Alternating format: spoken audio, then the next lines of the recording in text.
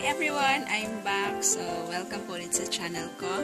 Ito po si Kim and gusto ko lang magbigay ng update after 30 days of using professional skincare formula by Dr. Alvin. So, after 30 days na paggamit ko ng professional skincare formula is nakita ko may improvement sa mukha ko. Ang nakita ko sa mukha ko is konti na lang yung acne scars ko, yung malalaking pores ko, hindi na siya ganun kalaki, pero yung mga dark spots ko dito, meron pa din siya. Oo, meron pa din siya, pero happy ako kasi naglighten siya.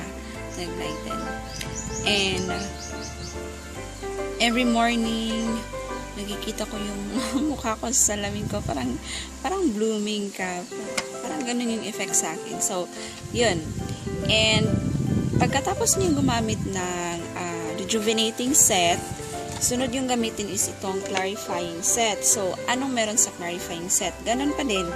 Merong soap, and then, merong toner, meron ding sunblock, and meron ding night cream.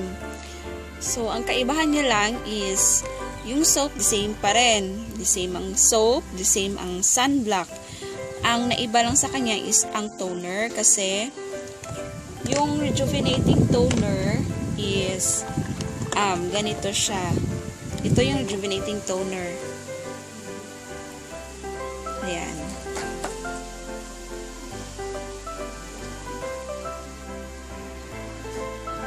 And then, yung clarifying toner is ganito. The same pa rin yung lalagyan niya. Pero nakasulat na dito sa baba. Clarifying toner. Yan.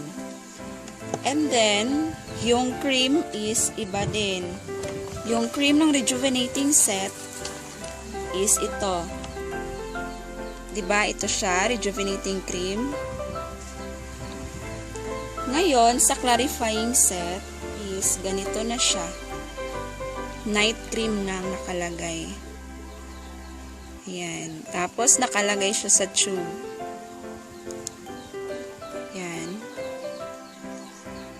Okay, so ngayon, after 30 days na paggamit ng rejuvenating set, sunod niyo po itong clarifying set. And, the same pa din yung procedure. The same pa din yung procedure. Una is soap. Sa morning ito ha. First is yung soap.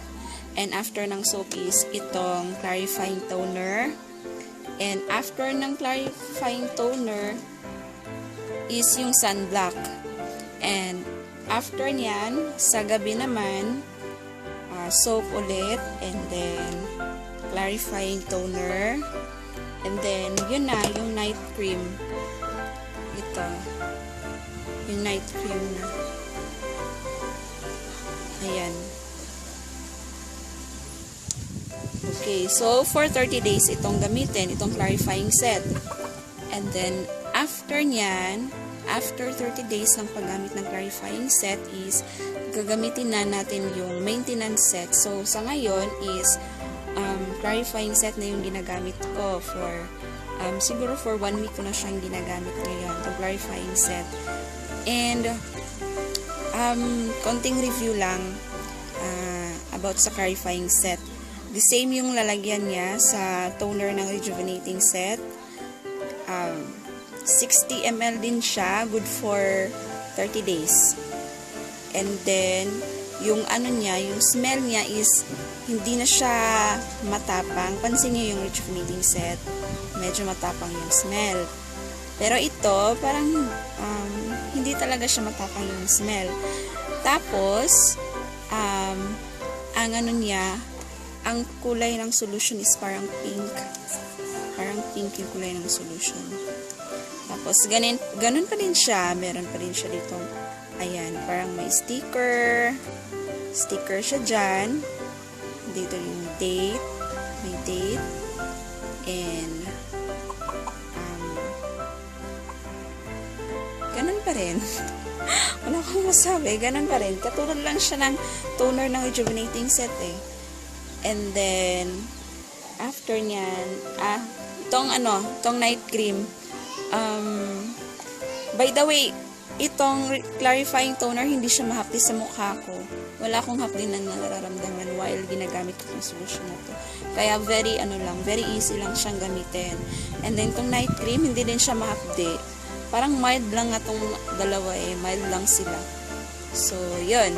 And, after nyo gamitin yung clarifying set, doon na tayo sa maintenance set. And, pansin nyo naman. Talaga, promise, may pagbabago talaga sa face ko. Yun.